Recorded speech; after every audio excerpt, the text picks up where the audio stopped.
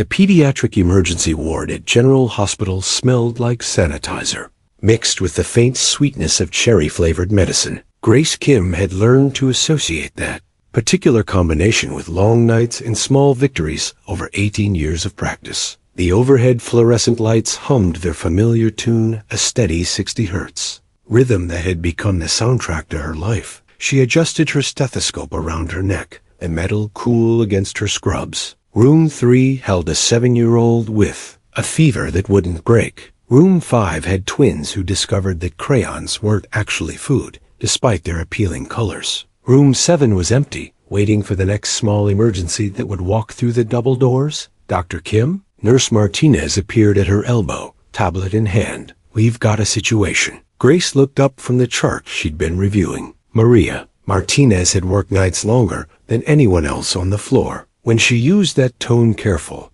measured, it meant something unusual was happening. What kind of situation? Alien patient. Adult male, approximately equivalent to 70 human years. He's asking for pediatric care specifically. Maria's eyebrows lifted slightly. Says he won't see anyone else. Grace set down her pen. In the 3 years since first contact, alien patients had become routine at General Hospital. The Galactic Health Exchange program meant their emergency department regularly treated beings from a dozen different species. But an elderly alien requesting pediatric care? That was new. What species? Vorten, the tall, gray-scaled ones. His name is ... double quotes. Maria consulted her tablet. Thomas's. No family name listed. Grace nodded. Vortens were logical, precise beings. They lived for centuries and rarely showed emotion. Their medical decisions were always based on calculated efficiency. An elderly Vorten specifically requesting pediatric care made as much sense as a mathematician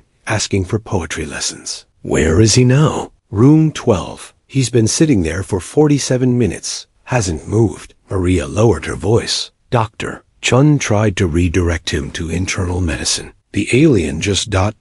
stared at him. Chun said it was the most uncomfortable 30 seconds of his career. Grace almost smiled. Dr. Chun was brilliant with adult medicine, but had the bedside manner of a caffeinated textbook. What's the presenting complaint? That's the thing. He won't say. Just keeps repeating that he needs pediatric care and asking when you'll be available. The double door swooshed open, admitting a mother carrying a toddler with what looked like a playground injury. Grace watched them head to triage, then made her decision. I'll see him. Transfer any non-urgent cases to Dr. Park. Room 12 was at the end of the pediatric ward, originally designed for older children who needed more privacy. Grace knocked twice a habit from treating shy kids and entered. The Vorten sat in the standard visitor's chair, which looked absurdly small beneath his 7-foot frame. His scales were the deep gray of old pewter, and his large, dark eyes tracked her movement as she entered. Vortens aged differently than humans. Their scales dulled, and their movements became more deliberate, but their minds remained sharp for centuries. I'm Dr. Grace Kim. You asked to see me? Yes. His voice carried the characteristic Vorten precision, each word carefully chosen and clearly pronounced. I am Thomas's. I require pediatric medical consultation. Grace pulled up the smaller chair usually reserved for parents. Even sitting, she had to look up to meet his eyes. Can you tell me what's bothering you? You treat children. I do. Children who are afraid. Grace kept her expression neutral. Years of pediatric practice had taught her to read between the singdi, lines of what patients couldn't quite say. Sometimes children are afraid. Yes, it's normal. Thomas's was quiet for so long that Grace wondered if he'd forgotten she was there. Vortens could enter deep meditative states that looked like catatonia to human observers, but his eyes remained focused on her face. I am experiencing irregularities, he said finally. What kind of irregularities? Memory fragments. Sensory. Experiences without logical cause. Emotional responses to non-threatening stimuli. He paused. My species does not typically experience such phenomena. Grace felt the familiar tingle of a puzzle presenting itself. How long have you been having these experiences? Approximately 6 months. They have increased in frequency and intensity. Thomas's shifted in the chair. I have consulted with Vorten medical specialists. They find no physiological abnormalities. I have consulted with human psychiatrists. They suggest trauma counseling, but I have experienced no recent trauma. What made you think of pediatric care? Children... Thas's voice became softer, almost uncertain. Children experience fears that adults consider irrational, yet you treat these fears as valid medical concerns. Grace leaned back slightly. In 18 years of practice, she'd learned to recognize when someone was asking for help they couldn't quite name. Adult physicians often focused on fixing problems. Pediatricians spent half their time helping patients understand what the problem actually was. Tell me about these memory fragments. Sounds. High-pitched sounds that cause distress. The sensation of being enclosed in small spaces. Visual patterns that trigger what I believe you would call panic responses. Are these memories from your past? That is the irregularity. I have no conscious memory of experiencing these situations. Grace made a note on her tablet. Thomas's. How old are you? I am in my 237th year. That's quite young for a Vorton, isn't it? Your species typically lives 4 to 5 centuries. Correct. Do you remember your childhood clearly? Another long pause.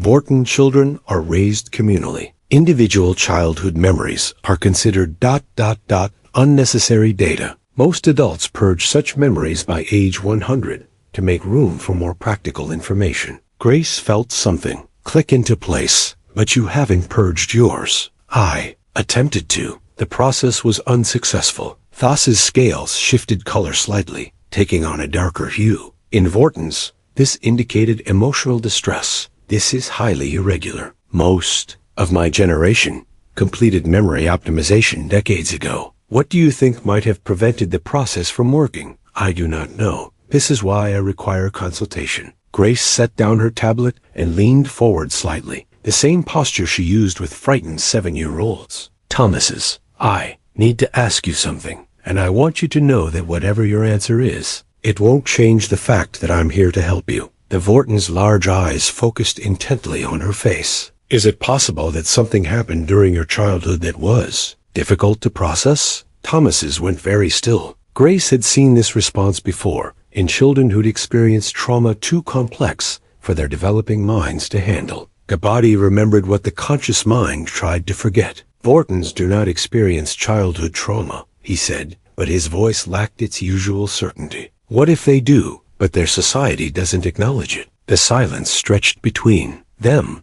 filled only by the distant hum of the hospital's ventilation system and the muted sounds of the pediatric ward beyond the door. Grace waited. Patience was the most important tool in her medical kit. Finally, Thomas's spoke. There was an incident. When I was very young, perhaps equivalent to your human age of 8 years. What kind of incident? A malfunction in our educational facility. A containment field failed during a lesson about dangerous environments. Several students were exposed to simulated hostile conditions for an extended period. Grace kept her expression neutral, though her heart rate quickened. How long were you in this situation? Approximately 4 hours. The adults assured us afterward that no real harm had occurred. It was merely a simulation. They said we should process the experience logically and move past it. But you couldn't. I attempted to. But the sounds, the feeling of being trapped, These sensations have persisted across decades of my life. Grace nodded slowly. Thomas's. What you're describing sounds like post-traumatic stress. It's a normal response to abnormal situations, especially ones experienced during childhood. Vortons do not develop post-traumatic stress. We are logical beings. Logic and emotion aren't mutually exclusive. Your brain was doing exactly what it was designed to do, remember a dangerous situation, so you could avoid it in the future. Thomas stared at her for a long moment. You speak as if this is normal. It is normal. Traumatic responses are one of the ways our minds protect us. Grace smiled gently. I see this kind of thing every day in my pediatric patients. A child gets hurt on a playground, then becomes afraid of swings. Their fear isn't logical, but it's completely understandable. But I am not a child. No, but part of your mind is still that 8-year-old who got scared. And that part never learned how to feel safe again. Chapter 2. The consultation. Grace spent the next hour taking a detailed history. Thomas answered her questions with growing openness, his initial rigid posture gradually relaxing. She learned that he worked as a data analyst for the galactic trade, commissioned a job that required long hours in small, windowless offices. His symptoms had worsened significantly 6 months ago when his department moved to a new facility with smaller workspaces and a ventilation system that produced a high-pitched whine. "Dr. Kim," he said as she finished her notes, "my species would consider this conversation ... inappropriate." "How so?" "Adult Vortons do not discuss childhood experiences. We do not acknowledge emotional distress as a valid medical complaint. If my colleagues knew I was seeking treatment for feelings, it would damage my standing in the community." Grace had encountered similar cultural barriers before, usually with human families who viewed mental health issues as personal failings. "What you're experiencing isn't a character flaw, Thomas's. It's a medical condition with a clear cause and effective treatments." "What treatments?" "Well, that depends on what you're comfortable with. We could start with some simple grounding techniques, ways to help your mind recognize when you're safe versus when you're actually in danger." "Grounding techniques?" Grace stood and moved to the supply cabinet. "Let me show you something." She returned with a small tube of peppermint cream. "This is what I use with children who get overwhelmed in medical situations." She dabbed a tiny amount on her wrist. The sharp, clean scent filled the small space between them. When a child is having a panic response, their brain gets stuck in danger mode, but our senses can help pull us back to the present moment. She held out her wrist. "Can you smell that?" Thomas's leaned forward slightly and inhaled. His scales shifted to a lighter shade of gray. "Yes, it is ... pleasant. When you notice those panic symptoms starting, you can use something like this to remind your brain where and when you actually are. You're not 8 years old in a broken containment field. You're an adult in a safe place, and the danger is past." This simple technique is effective. It's one tool. We'd also work on cognitive behavioral strategies, helping you understand the connection between your thoughts, feelings, and physical responses. Thomas considered this. "You would treat me as you treat your pediatric patients? I'd treat you as someone whose mind learned to be afraid when they were young, and now needs to learn how to feel safe again. Age doesn't matter for that process. And this is ...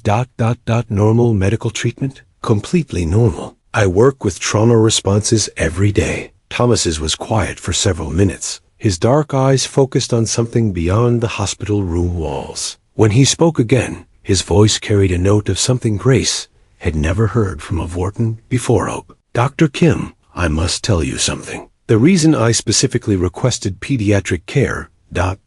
Yes? I have been observing your species for 3 years now, since the cultural exchange began. I work with the trade data, so I see the statistics on everything: crime rates, productivity, social cohesion." He paused. "Humans consistently outperform predictions in areas requiring emotional resilience." Grace waited for him to continue. "Your children, specifically, show remarkable recovery rates from traumatic experiences when given appropriate care. Vorton children who experience similar trauma, we simply tell them to forget it and move on. That must be difficult. It is ineffective." Thos's scales darkened slightly. "I began to wonder if perhaps your pediatric medical approaches might be superior to our own methods." Grace felt a familiar warmth in her chest, the same feeling she got when a child finally trusted her enough to explain what was really wrong. "Thomas's, I think we can help you, but I need you to understand something important. Yes, this process requires patience. Healing from childhood trauma doesn't happen quickly, especially when it's been unaddressed for over 2 centuries. I have time. It also requires you to be willing to remember some things that might be uncomfortable." Thomas nodded slowly. "The memories are already present. They simply ...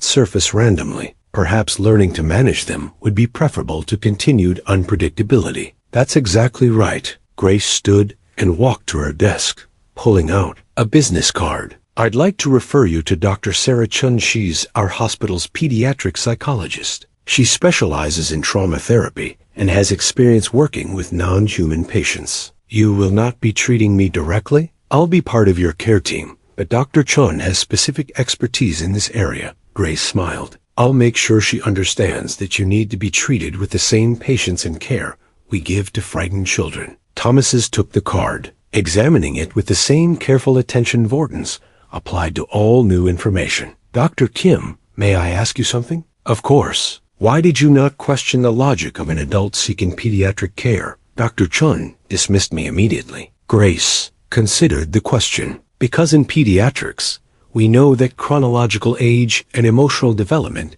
don't always match up. I've treated teenagers with the emotional needs of much younger children, and 6-year-olds who were forced to mature too quickly. She paused. Your age doesn't change the fact that part of your mind is still that scared child who never learned how to feel safe. This perspective is uncommon among medical professionals, maybe among human medical professionals. But children teach you to see past the obvious and look for what's actually needed. Thomas stood, his full height making the room seem suddenly smaller. I would like to schedule regular appointments with your team. I'll have Maria coordinate with Dr. Chan's office. Grace made a note on her tablet. Thomas's, one more thing. Yes, this conversation doesn't leave this room unless you want it to. Patient confidentiality applies to everyone, regardless of species. For the first time since entering the room, Thas's posture visibly relaxed. His shoulders dropped slightly, and his scales took on an almost silver tone, the Vorton equivalent of a smile. Thank you, Dr. Kim. I believe this may be the first time in many decades that I have felt understood. Chapter 3. The sessions begin 3 weeks later. Grace found herself in an unusual position. Dr. Sarah Chun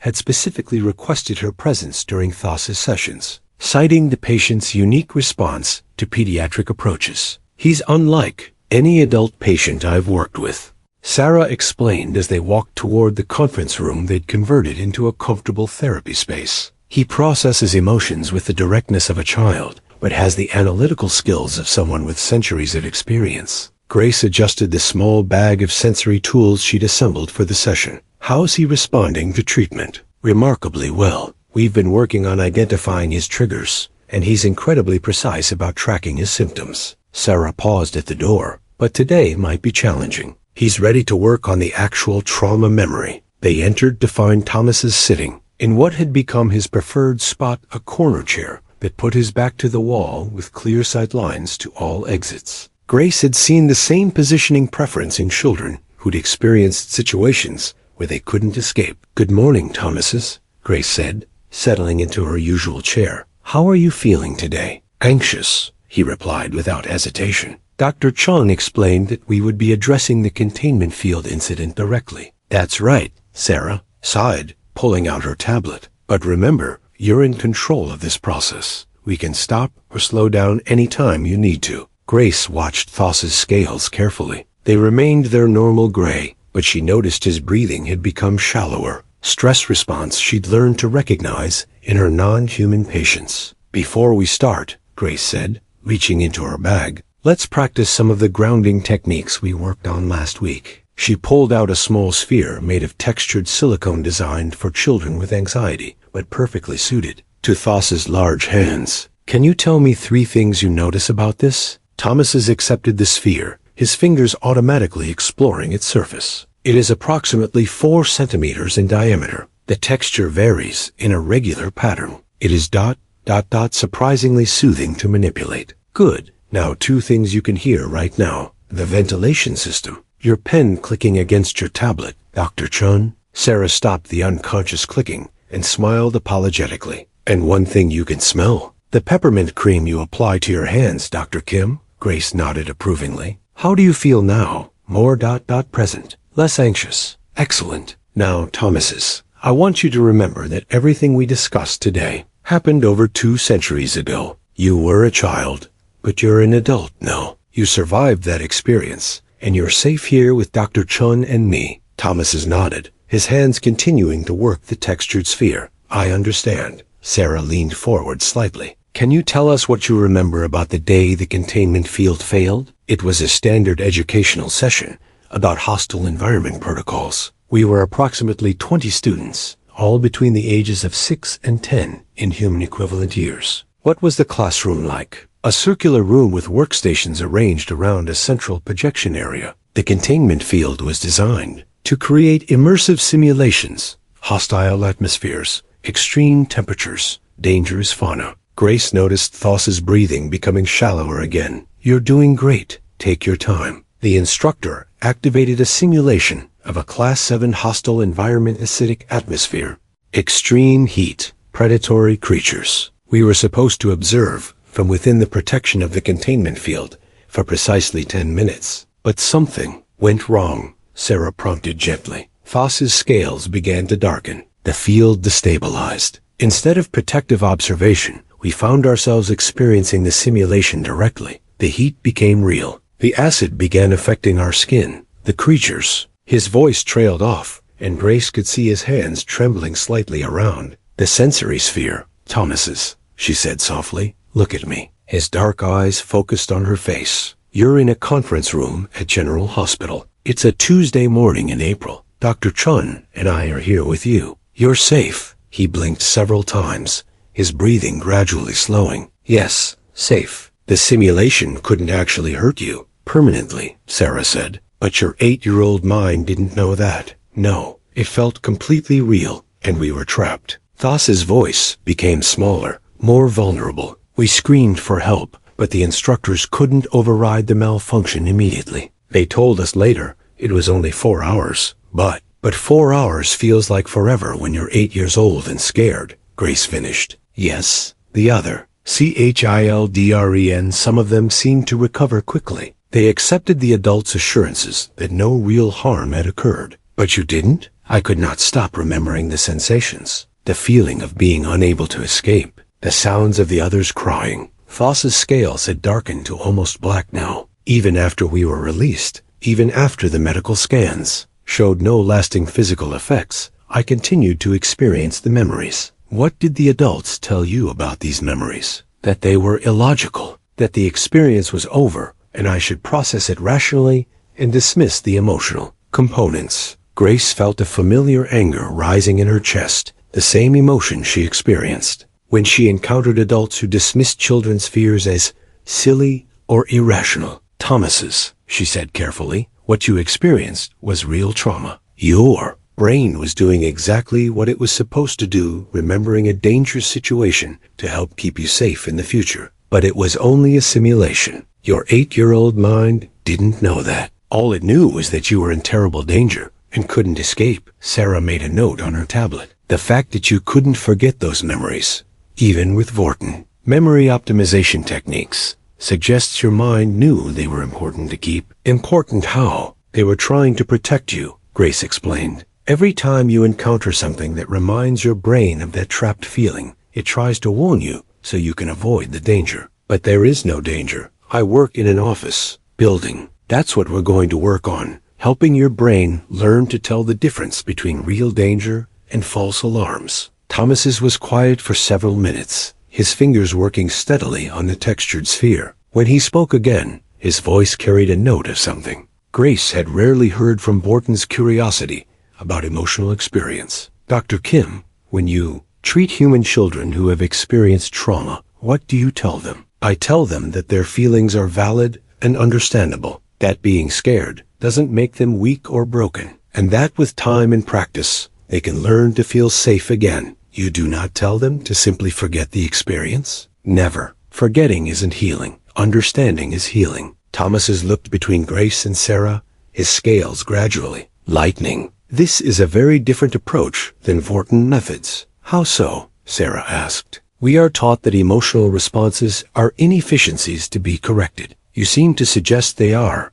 information to be understood. Emotions are data, Grace said. Fear tells us something might be dangerous. Sadness tells us something important has been lost. Anger tells us our boundaries have been violated. The key is learning to read the data accurately. And my fear responses to small spaces and high-pitched sounds are your brain's way of trying to protect you from what it remembers as a very dangerous situation. But the situation is over. Yes, but your brain doesn't know that yet. That's what we're going to teach it. Chapter 4. The Breakthrough 6 Weeks. Into treatment, Grace was reviewing patient charts in her office when Sarah knocked on her door. Do you have a minute? I want to talk to you about Thomas's. Grace looked up from her computer screen. Problems? Actually, the opposite. He's making remarkable progress. Sarah closed the door and sat down. But something interesting happened in yesterday's session. What kind of something? He asked me about other Vorton children who might be experiencing similar issues. Grace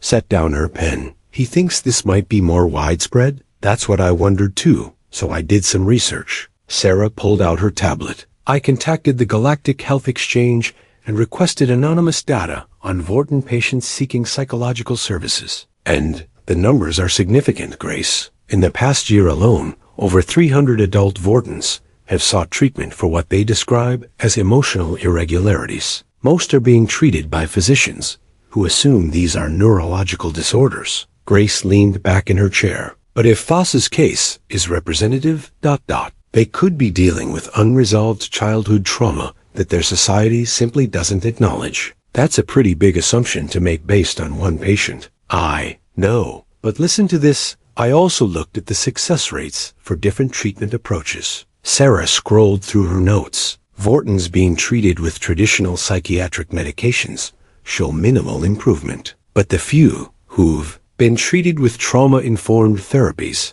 like Thomas's, show dramatic progress. Grace felt the familiar tingle of a larger puzzle revealing itself. What are you thinking? I'm thinking we might need to expand our approach. What if we offered a support group for adult Vortens dealing with childhood trauma? That would be unprecedented. So was treating an adult Vorten with pediatric approaches. But look how well that worked. Grace stood and walked to her window, which overlooked the hospital's main entrance. She could see several alien species coming and going, a routine sight that would have been impossible just a few years ago. Sarah, do you realize what you're suggesting? We'd essentially be challenging a fundamental aspect of Vorten culture. I know, but isn't that what medicine does sometimes? Challenge assumptions that aren't serving people's health? Before Grace could respond, her pager buzzed. Emergency in room 12, the same room where she'd first met Thomas's. We'll continue this later, she told Sarah,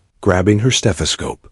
Room 12 contained a sight Grace had never seen before. Thomas's was sitting in his usual chair, but he wasn't alone. 3 other Vortens were arranged around the room, 2 standing near the window, 1 sitting on the examination table. Dr. Kim, Thomas's said, rising to greet her. I apologize for the unscheduled visit, but I have brought some colleagues who wish to consult with you. Grace looked around the room, noting the subtle signs of distress she'd learned to recognize in Vortens. Slightly darker scales, more rigid posture, rapid eye movements. Of course, what can I help you with? The Vorten sitting on the examination table spoke first. I am Zektar. I work with Thomas's in the data analysis department. He has shared some information about your treatment methods. What kind of information? Thomas's stepped forward. Dr. Kim, I have experienced significant improvement in my symptoms over the past 6 weeks. For the first time in decades, I can work in small spaces without distress.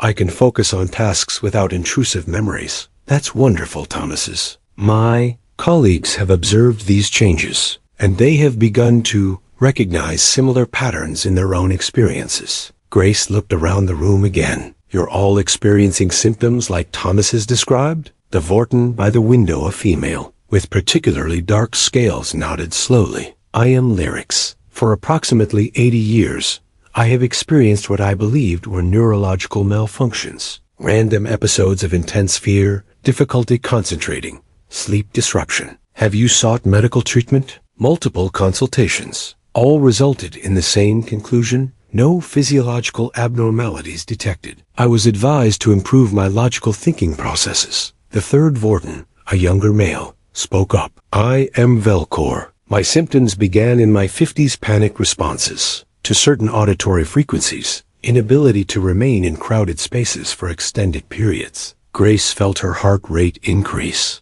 Can I ask you all something? Do any of you have clear memories of difficult experiences from your childhood? The silence that followed was heavy with unspoken recognition. Finally, Lyric spoke. There was an incident at my educational facility when I was very young. A structural failure that trapped several students in collapsed rooms for many hours. Velcor nodded slowly. For me, it was an atmospheric failure during a field trip. We experienced oxygen deprivation while waiting for rescue. Zektar's voice was barely audible. Training accident. Several students were injured in a transportation malfunction. Grace looked at Thomas's, who was watching his colleagues with an expression she'd never seen on a Vorten face before. Deep compassion. And none of you are offered psychological support after these experiences? Psychological support is not part of Vorton medical protocols, Sektar explained. We were given medical treatment for physical injuries and told to process the experiences logically, but you couldn't. We tried, but the memories,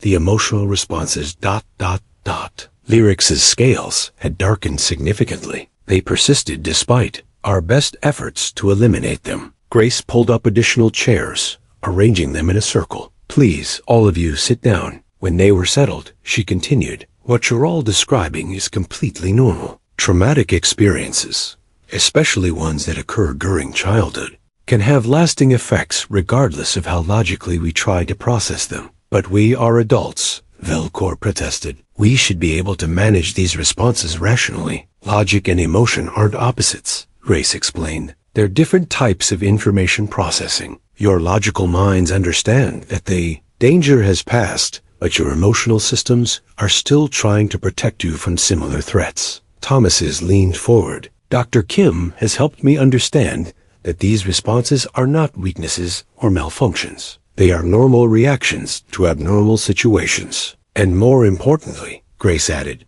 they're treatable. The room fell silent again. Grace could see the same hope she'd recognized in Thas's eyes beginning to emerge in his colleagues. Dr. Kim, Lyric said finally, would you be willing to treat other Vortons using the same methods you used with Thomas's? Grace felt the weight of the moment. These four beings were essentially asking her to challenge centuries of cultural assumptions about emotion and healing. I would need to work with Dr. Chun, our trauma specialist, and we'd need approval from the Galactic Health Exchange for an expanded treatment protocol. What would this treatment involve? Sektar asked. Individual therapy sessions, group support meetings, education about trauma responses, and practical tools for managing symptoms. Group sessions with other Vortons? If you're comfortable with that. Sometimes it helps to know you're not alone in your experiences. Thomas stood up, his posture more relaxed than Grace had ever seen it. My friends, I can tell you from personal experience that Dr. Kim's methods are effective. For the first time in over a century, I feel peaceful. The other Vortons looked at each other. Some form of silent communication passing between them. Finally, Lyric spoke for the group. We would like to try this treatment. Chapter 5. The program expands 2 months later. Grace found herself in the hospital's largest conference room, looking at something unprecedented. 23 adult Vortons sitting in a support group circle. Dr. Chun was leading the session, while Grace observed and took notes. The Galactic Health Exchange had approved their pilot program after reviewing the remarkable success rates of their initial patients. Let's start with our check-ins, Sarah said. Thomas's, would you like to begin? Thomas's nodded, his scales a healthy silver gray that Grace had learned to associate with Vorton contentment. This week I experienced my first panic episode in 47 days. However, I was able to use the grounding technique successfully, and the episode lasted only 6 minutes instead of several hours. Murmurs of approval rippled around the circle, an unusual display of emotional support among Vortons. What triggered the episode? Sarah asked. A fire alarm in my building. The high-pitched sound and the requirement to evacuate through narrow stairwells activated my trauma responses. But you were able to manage it? Yes. I used the peppermint scent technique Dr. Kim taught me, and I reminded myself that I am an adult with the ability to leave the situation if needed. Thomas's looked around the circle. I was not trapped. I had choices. Grace felt the familiar warmth of watching a patient apply their therapy tools successfully in the real world. Lyric spoke next. I had a significant breakthrough this week. I was able to eat lunch in the crowded cafeteria at work without experiencing claustrophobia symptoms. That's excellent progress, Sarah said. What made the difference? I practiced the breathing exercises we learned, and I reminded myself that crowded spaces are not the same as collapsed rooms. The situations only feel similar to my trauma brain. As Grace listened to each Vorton share their progress, she realized something extraordinary was happening. These beings weren't just healing from individual trauma, they were learning to process emotions in ways their species had never allowed. After the group session ended, Thomas's approached Grace. Dr. Kim, I have something to share with you. What is it? I have been in contact with Vorton medical authorities on our home worlds. Word of our treatment program has spread through unofficial channels. Grace felt a flutter of anxiety. What kind of word? Positive word. We are not the only Vortons struggling with unresolved childhood trauma. Medical facilities across 3-star systems are reporting adult patients with similar symptoms. How many patients are we talking about? Conservative estimates suggest thousands, possibly tens of thousands. Grace sank into a nearby chair. Thomas's, that's massive. It is, and there is more. His scales shifted to a deeper silver. The Vorton Medical Council has requested a formal presentation of your treatment methods. They want me to present to the Vorton Medical Council? They want you to revolutionize how our entire species approaches psychological health. Grace felt overwhelmed. I'm just a pediatrician, Thomas's. I treat children with scraped knees and stomach aches. You treat beings who are afraid, Thomas's said gently. Age is irrelevant to fear. Grace looked around the empty conference room, chairs still arranged in their support circle. What exactly are they asking for? A comprehensive protocol for identifying and treating trauma responses in adult Vortons. Training materials for our medical professionals. And Thomas's paused. They want to understand why human pediatric methods are more effective than centuries of Vorton psychiatric practice. When? The presentation is scheduled for next month on Vortiprime. Grace felt her pulse quicken. They want me to travel to your home world? Dr. Kim, you have already changed the lives of dozens of my people. This presentation could help millions more. Before Grace could respond, Sarah appeared in the doorway. Sorry to interrupt, but we just received an urgent communication from the Galactic Health Exchange. Grace and Thomas's both turned toward her. What kind of communication? Grace asked. 3 more species have requested consultations about implementing trauma-informed care protocols. Apparently, word is spreading beyond the Vorton community. Grace felt the familiar sensation of a small medical case snowballing into something much larger. Which species? A Kalari Collective, the Zephyrian Alliance, and the Crystalline Confederation. Taos's scales brightened considerably. Dr. Kim, do you understand what this means? That I'm going to need a bigger office? It means your approach to healing trauma may not be uniquely effective for Vortons. It may be universally applicable. Sarah sat down across from them. Grace, the exchange is asking if we'd be willing to develop a xenopsychology training program. They want to establish trauma treatment centers throughout the galaxy using our methods. Grace stood and walked to the window, looking out at the city skyline. Somewhere out there, beings from dozens of species were going about their daily lives, possibly carrying decades or centuries of unresolved trauma that their societies didn't acknowledge. You know what the ironic part is? She said finally. What? Thomas has asked. I became a pediatrician because I wanted to help children feel safe. I never imagined I'd end up teaching adults throughout the galaxy how to heal their inner children. Thomas has moved to stand beside her at the window. Perhaps that is exactly why you are the right person for this work. How do you figure? You see, the child in every patient, regardless of their age or species. That perspective is ... rare. Grace turned to look at her first Vorton patient scales, bright silver, posture relaxed, dark eyes clear and focused. 6 months ago, he'd been a frightened being carrying centuries of unprocessed trauma. Now, he was helping to heal others. Thomas's, can I ask you something?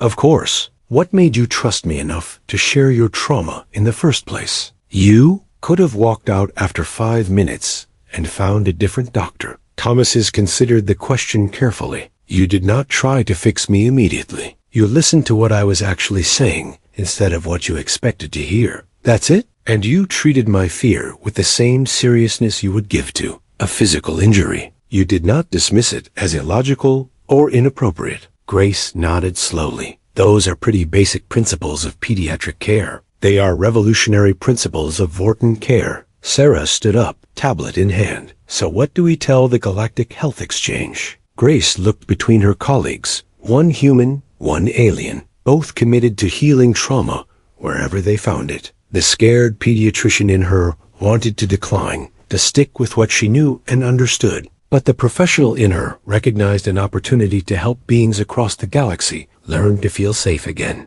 We tell them yes, she said finally. But we do this right. No rushing, no corners cut. If we're going to teach other species about trauma recovery, we need to understand their specific cultural contexts and biological differences. Agreed, Thomas said immediately. Each species will require adapted approaches, and we'll need a much bigger team, Sarah added. Xenobiologists, cultural anthropologists, additional trauma specialists. Grace felt excitement building in her chest, the same feeling she got when faced with a challenging pediatric case that she knew she could solve. Let's start with the Vorton presentation next month. If that goes well, we'll take on the other species one at a time. Dr. Kim, Thomas said solemnly, there is something else I must tell you about the presentation. What? It will be attended not only by medical professionals, but by government officials and cultural leaders. Your presentation could influence policy changes affecting billions of Vortons. Grace felt a moment of panic and remembered her own advice to trauma patients. Acknowledge the fear, then focus on what you can control. Then we'd better make sure we get it right, she said.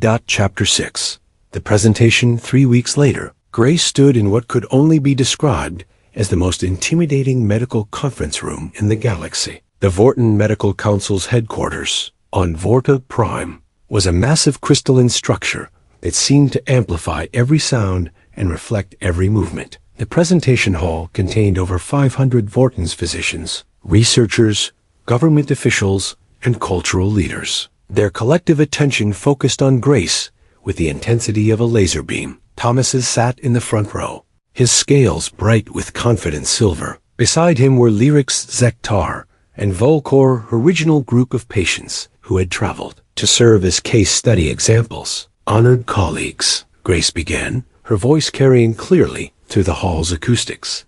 3 months ago, a patient came to my emergency department asking for pediatric care. He was over 200 years old. A murmur of interest rippled through the audience. That patient was Thomas's, and he taught me something important. Trauma doesn't follow the same timeline as physical healing. A mind that learned to be afraid at age 8 might still be afraid at age 200, not because of logic failure, but because no one ever taught it how to feel safe again. Grace clicked to her first slide, showing brain scans comparing traumatized and non-traumatized neural pathways. Human pediatric medicine has learned that children's minds are incredibly resilient, but only when their trauma is acknowledged and properly treated. When we tell children to forget scary experiences or think logically about their fears, we leave their protective mechanisms stuck in permanent alert mode. She clicked to the next slide. Thas's symptom progression over 6 months of treatment. But when we validate their fears, teach them grounding techniques, and help them understand the difference between past danger and present safety,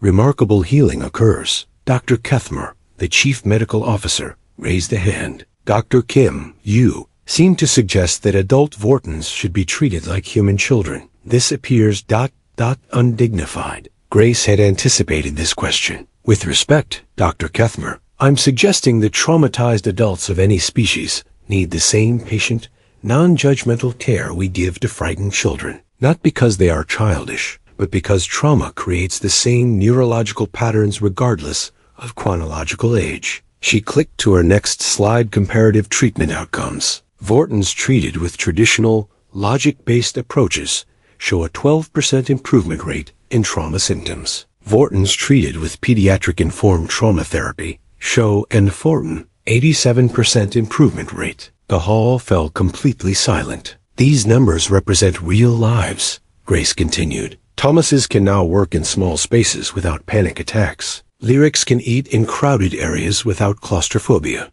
Velcor can attend concerts without auditory triggers overwhelming him. She gestured to the front row. They didn't become more logical about their trauma. They learned that their protective responses were normal and valid, and they developed tools for managing them appropriately. Dr. Velthara, a senior researcher, stood up. Dr. Kim, if these methods are so effective, why has Vorton medicine not developed them independently? Grace chose her words carefully. Because Vorton culture has traditionally viewed emotional responses as inefficiencies to be eliminated rather than information to be understood. But emotions aren't bugs in your programming. They're features designed to keep you safe. She clicked to her final slide, a galaxy-wide map showing trauma prevalence estimates. The preliminary data suggests that unresolved childhood trauma may be affecting millions of beings across multiple species. Not because these beings are weak or illogical, but because their societies lack frameworks for processing emotional injuries. Grace stepped away from the podium, moving closer to her audience.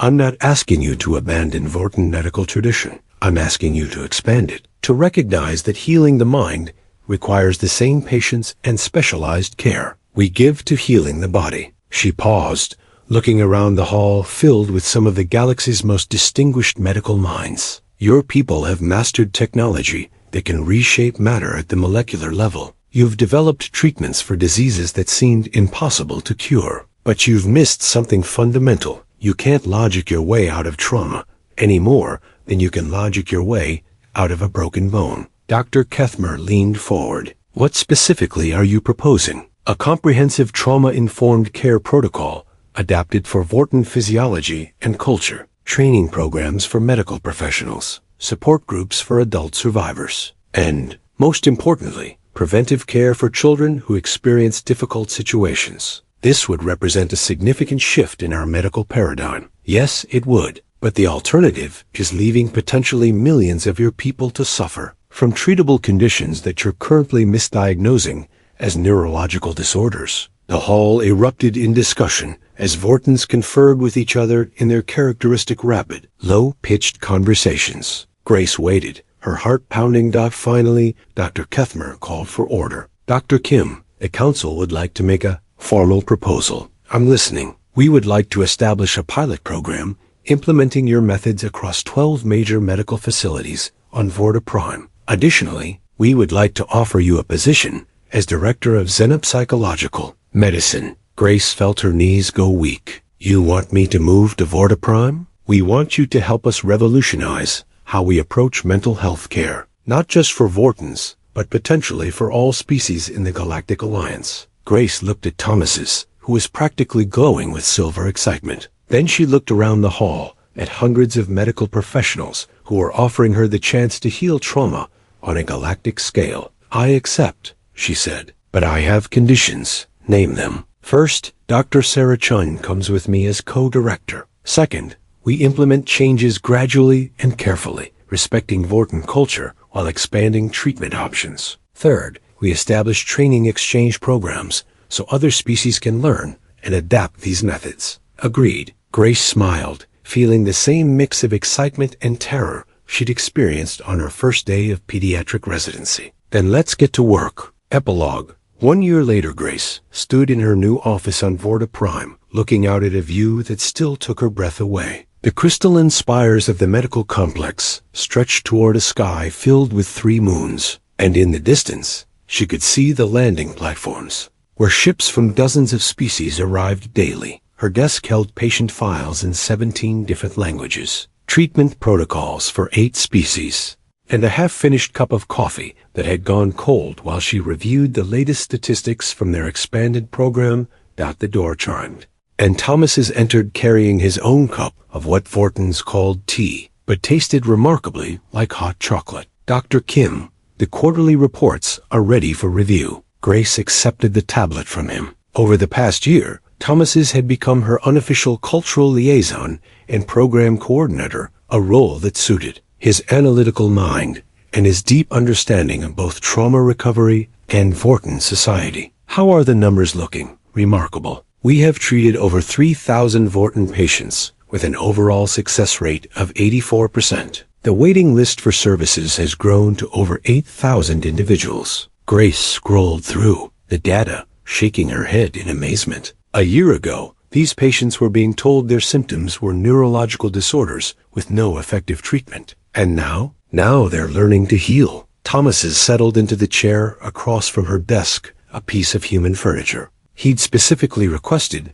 because it helped him feel more comfortable during their planning sessions. There is additional news. The Kalari Collective has completed their pilot program using our adapted protocols, and 79% success rate. They are requesting a full implementation across their medical system. Grace leaned back in her chair, still processing the scope of what they'd accomplished. Sometimes I wake up and can't believe this is real. 18 months ago, I was treating scraped knees and stomach aches. You are still treating scraped knees and stomach aches, Thomas pointed out. You are simply doing so on a galactic scale. Speaking of which, how's our pediatric prevention program coming along? Beyond expectations. Vorton schools are reporting significant decreases in anxiety disorders and behavioral problems since implementing trauma-informed practices. Grace smiled. That might be the part I'm most proud of. We're not just healing existing trauma, we're preventing new trauma from taking root.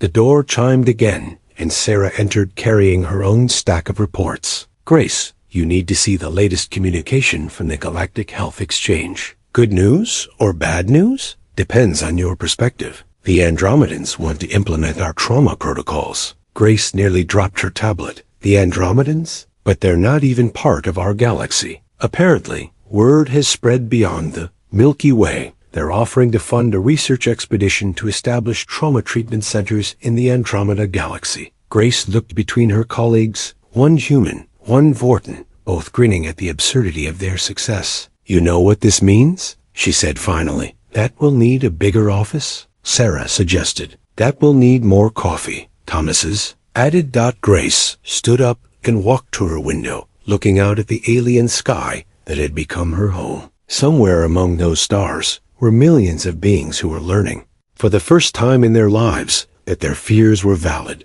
Their trauma was real, and healing was possible. It means, she said, that scared children throughout the universe are going to learn how to feel safe again. Behind her, she heard Thassa's characteristic gentle chuckle. Dr. Kim, I believe that may be the most important medical breakthrough in galactic history. Grace turned back to her colleagues, feeling the same warmth she'd experienced in that first pediatric emergency room all those years ago. The satisfaction of knowing that tomorrow, someone who was afraid would feel a little bit safer. Maybe so, she said, but at the end of the day, it's still just about helping one scared patient at a time.